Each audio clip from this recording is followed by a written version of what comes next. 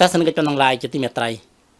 រាល់ឆ្នាំបុណ្យកឋិនទានជាបុណ្យមួយក្នុងចំណោមបុណ្យសំខាន់បំផុតរបស់បងប្អូនជនជាតិខ្មែរកាន់ព្រះពុទ្ធសាសនាតេខណនិកាយ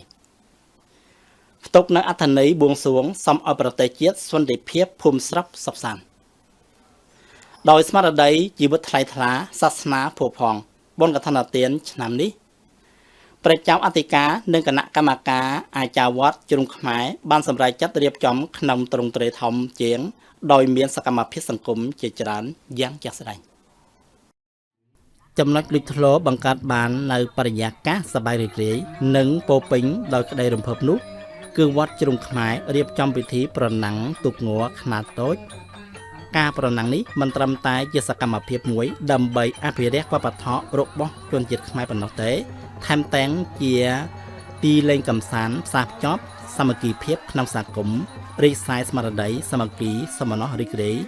ទូទាំងភូមិស្រុកទៀតផងថ្ងៃនេះជាពិធីអំទូកកថាវត្តសេរីមង្គលជ្រុងខ្មែរហ្នឹងក៏អបអរសាទរដែលអំទូកប៉ុណ្ណឹងហ្នឹងដោយញ៉ាឡាជួកាត់យ៉ាងសំលើងសម្បាន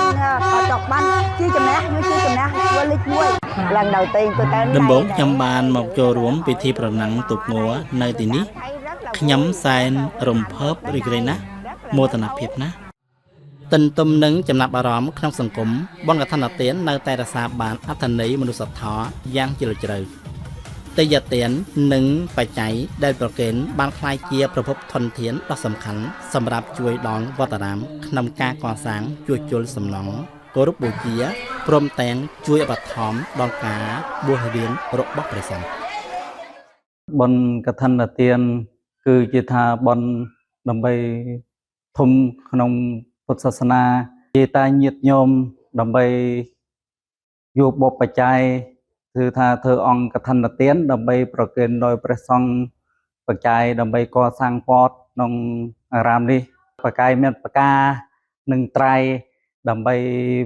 ព្រះសង្ឃកសាងក្នុងវត្តក្នុងអារាមនេះគឺអ្នកកសាងអង្គកឋិនទាននេះគឺ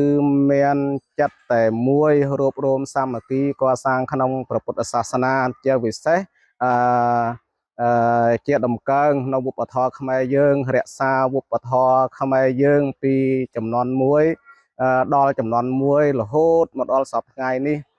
មួយយ៉ាងទៀតជាការកសាងអង្គកឋិនទាននេះដើម្បីប្រម៉ែប្រមូលទឹកប្រាក់ជួយកសាងក្នុងព្រះពុទ្ធសាសនាជាដើម